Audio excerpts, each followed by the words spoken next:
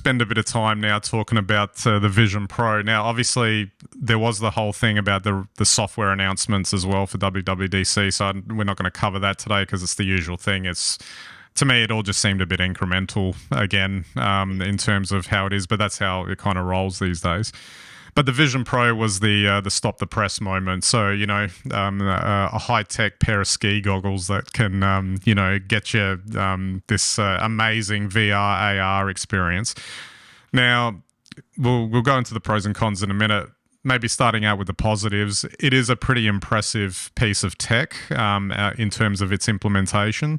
You can tell that Apple went an extra step, which is what they are known for, which is to put a lot more tech into the device to make it supposedly simpler to use. So you don't actually have to have any hand controllers, for instance, because the goggles can actually pick up your hand movements. The eye tracking seemed phenomenal, that it was apparently super accurate based on the people that tested it, and just flicking your eyes around, it's able to select things on the screen without a problem apparently.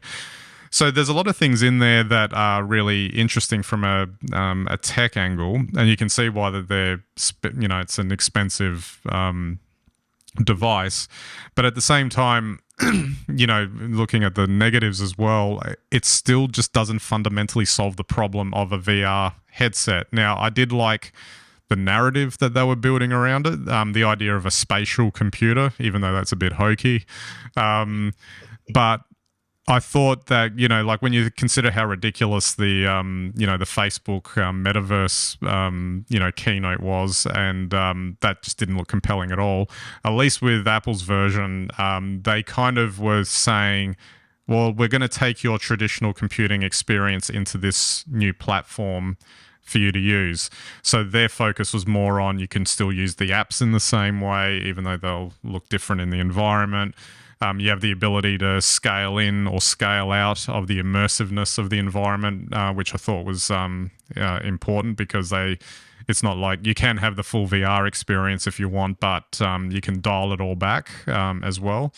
And it seemed that they solved a problem around, like, if you're actually interacting with real world objects, you're not gonna that latency isn't there where you won't actually touch the thing at the right time, kind of thing. So there was a lot of impressive things in there. But anyway, I'll let me know what your thoughts, Steve, because quite frankly, I thought it was super impressive, but it was a super impressive device that I don't think anyone really needs to have.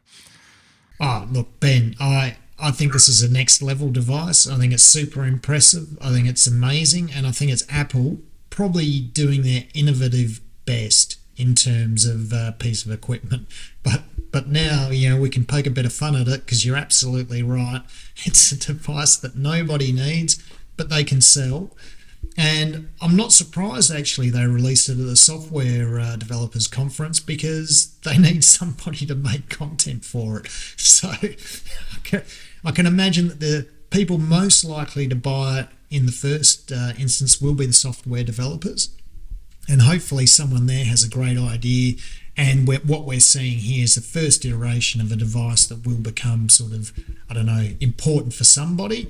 I think it'll actually be a specialist device in the future more than a recreation device. So, wow, it is impressive. It does look amazing, but I think it has to have a specialist application. And I think, if anyone will be able to find that, it'll be Apple with the quality of what they've produced.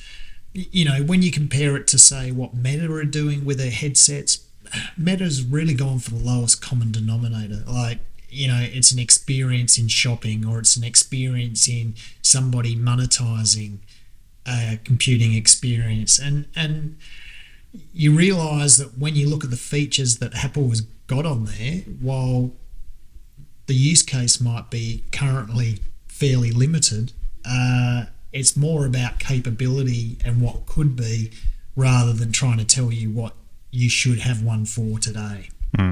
One thing that did stick out to me during the whole unveiling of it all was that Apple had really strict controls on how it was actually being photographed by the media, for lack of a better word, which Apple's well known for as well. They really strictly control the message, but it was telling that they didn't seem to want to show anyone actually wearing it and using it.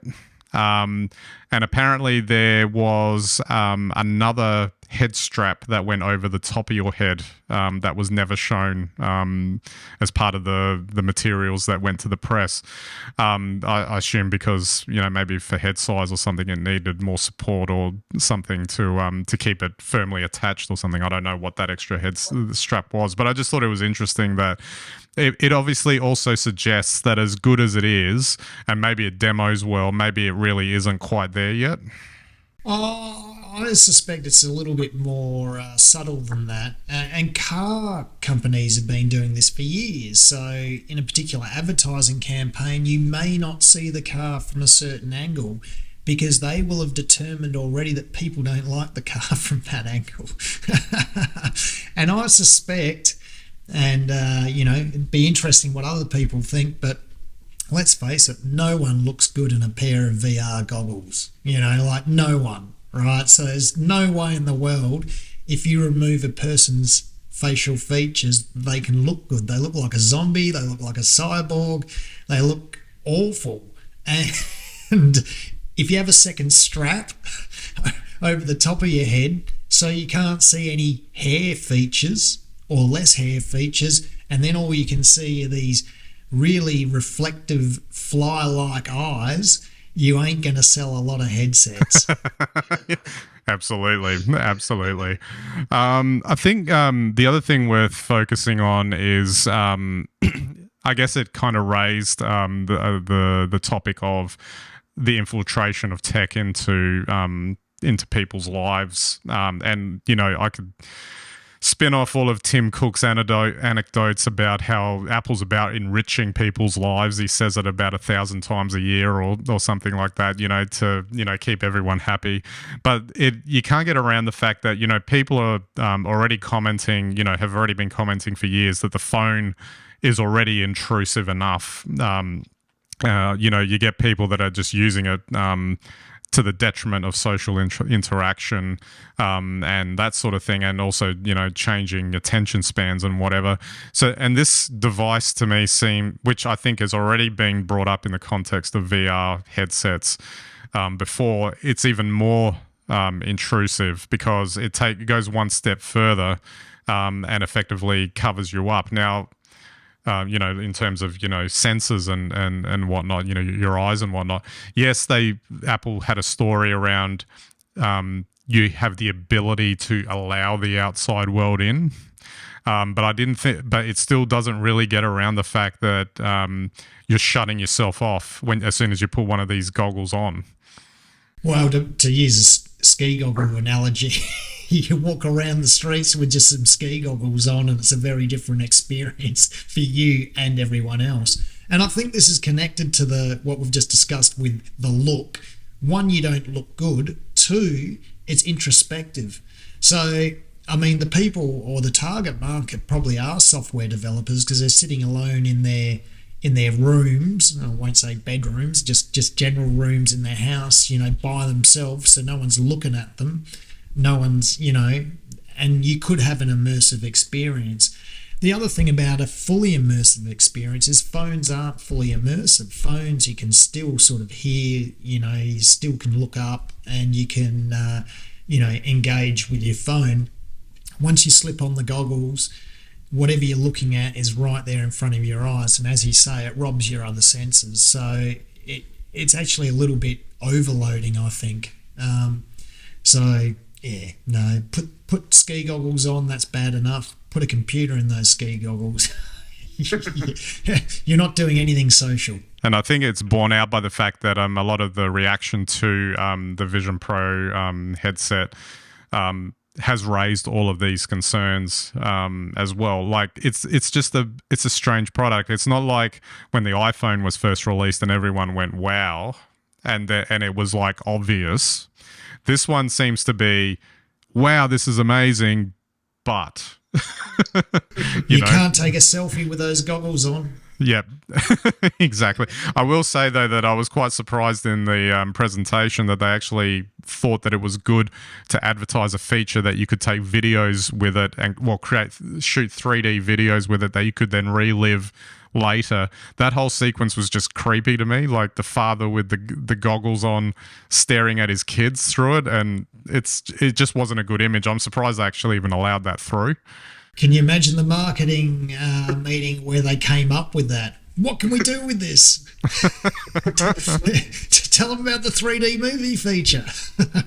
Well, I think they should have just stuck with, the person on the couch, manipulating objects in space rather than going with some of that stuff. But I guess they had to, watching Super Bowl in 3D. I don't know.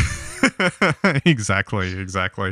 I guess just finally, I think they were correct in positioning it with the Pro label on it. Aside from the fact that automatically guarantees that it has to be charged at a higher price. But I think also just conceptually having it as a Pro device automatically puts it into the hands of, like you're saying, people like developers who need to take advantage of it. And also those high-end specialist applications that it's needed for. So, where you might need an immersive environment in a very technical field, for instance, it could be useful in that respect. Oh, totally. And, I think it is a niche device. I'd actually be curious as to know how many they actually expect to sell. But I'm sure it's sizable. Otherwise, it wouldn't exist. Absolutely. All right, Steve, we might wrap it up there. We're not going to see this headset until next year anyway. I think it doesn't come out in the States until early next year, and we probably won't see it here in Australia at an Apple store near you, probably later in the year. So we've got plenty of time to ponder the meaning of its existence. I guess it'll take them that long to get it to work. Absolutely.